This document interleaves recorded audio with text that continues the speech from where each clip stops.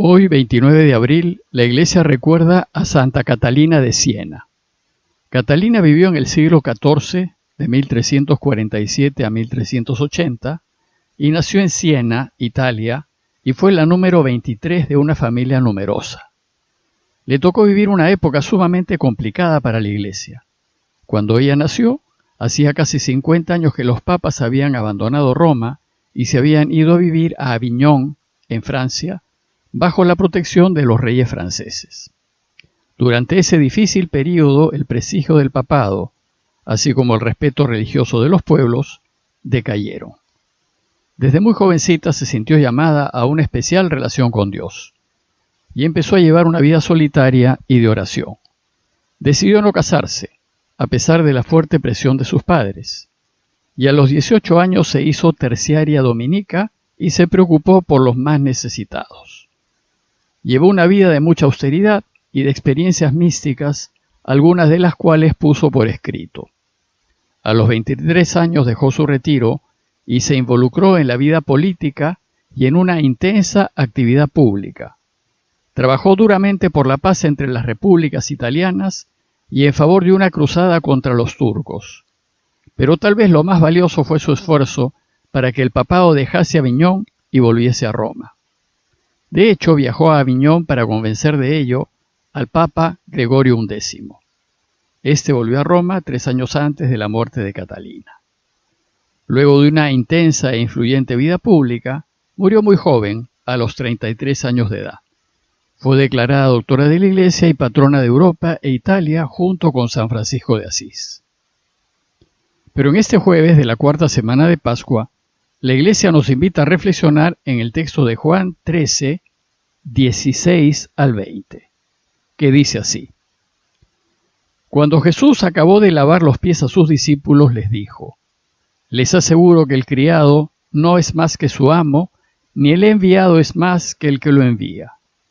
Puesto que saben esto, dichosos ustedes si lo ponen en práctica. No lo digo por todos ustedes. Yo sé bien a quién he elegido, pero tiene que cumplirse la Escritura. El que compartía mi pan me ha traicionado.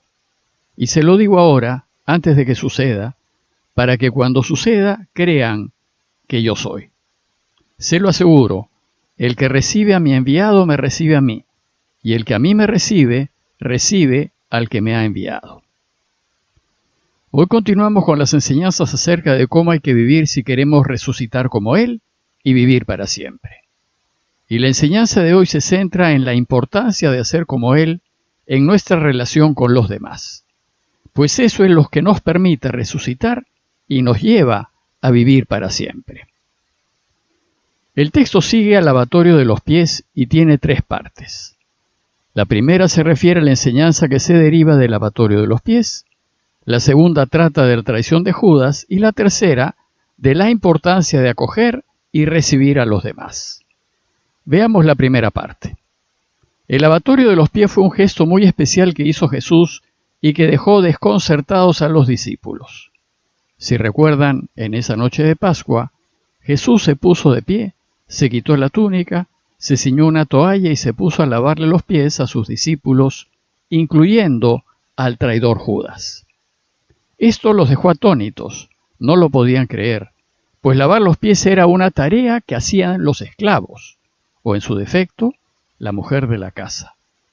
Recordemos que en esos tiempos la gente caminaba sin zapatos o con sandalias, y como los caminos eran polvorientos, el lavado de los pies era un gesto de cortesía que se le hacía a todo aquel que llegaba de visita. Por tal motivo, Juan nos relata que Pedro se resistió, y no quiso que Jesús le lavase los pies.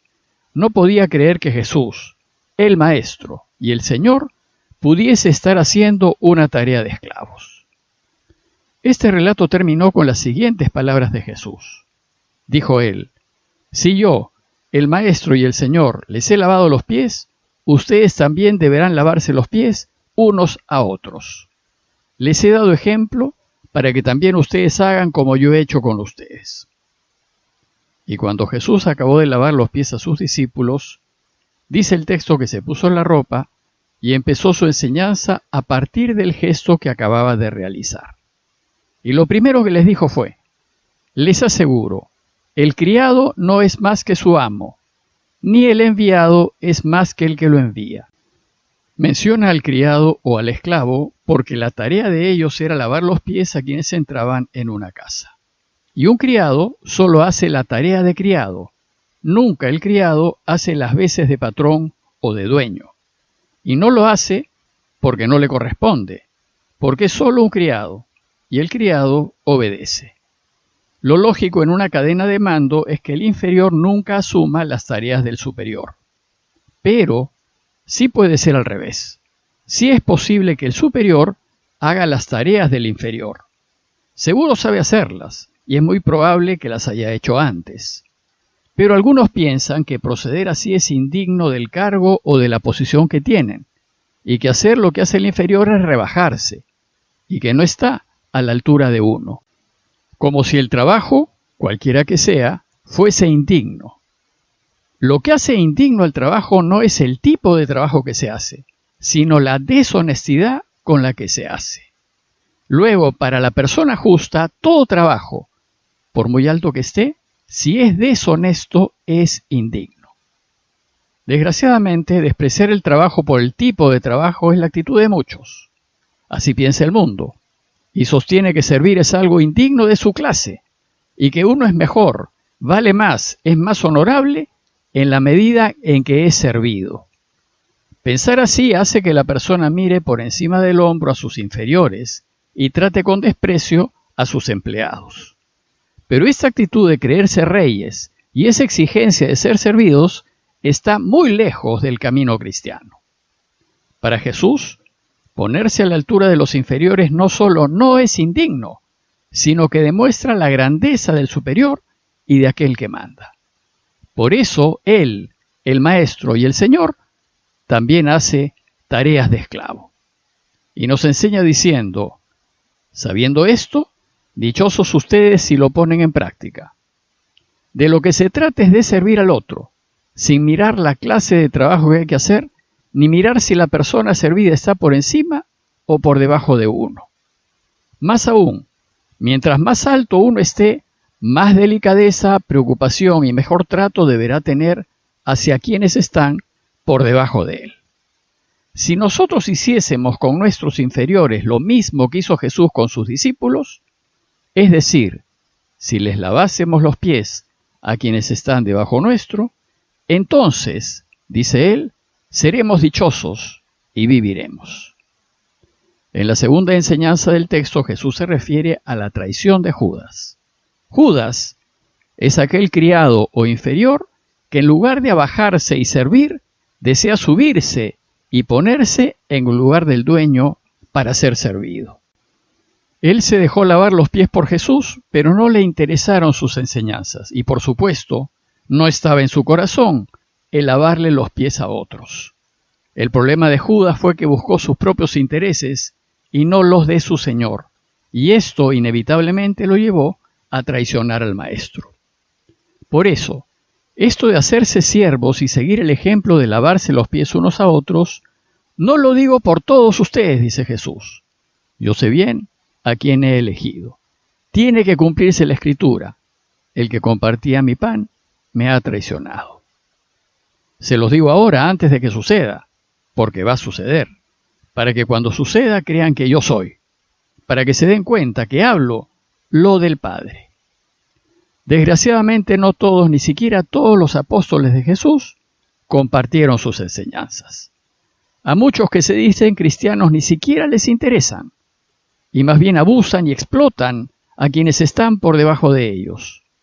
Desgraciadamente, así como Judas, hay algunos responsables de la iglesia que solo buscan ser servidos y solo se interesan en acumular dignidades. Por eso, aquel cristiano que sabiendo lo que debe hacer y habiendo compartido el pan de la Eucaristía y lo que ello significa, le da la espalda a la solidaridad, a ayudar, al servir al pequeño, al que está por debajo, al inferior, al criado, es en la práctica un traidor y traiciona el camino de Jesús. No comparte los valores del reinado de Dios, sino los valores del mundo. Unas líneas antes, Jesús nos ha dicho que el enviado no es más que el que lo envía. Ahora, en esta tercera parte del texto, concluye su enseñanza diciendo: les aseguro, el que recibe a mi enviado me recibe a mí, y el que me recibe a mí recibe al que me ha enviado. Si seguimos el camino de Jesús, tenemos que acoger, ayudar y servir a quienes consideramos inferiores a nosotros. Debemos recibir y ayudar sin mirar la condición de las personas, que si así hacemos, estaremos recibiendo a Dios mismo. En conclusión, los invito a reflexionar en nuestra relación con quienes nos rodean. ¿Cómo trato a quienes dependen de mí o a quienes trabajan para mí? ¿Lo hago con respeto y poniéndome en su lugar, como lo hubiese hecho Jesús? ¿Mi relación con ellos es como la que espera Jesús? ¿Sirvo a quienes me sirven? ¿Me preocupo de ellos? ¿Hago mías sus preocupaciones y procuro ayudarlos? Pidámosle al Señor su ayuda para que nos dé un corazón como el de Jesús, delicado y sensible, para poder darme cuenta de las preocupaciones y sentimientos de quienes me rodean. Parroquia de Fátima, Miraflores, Lima.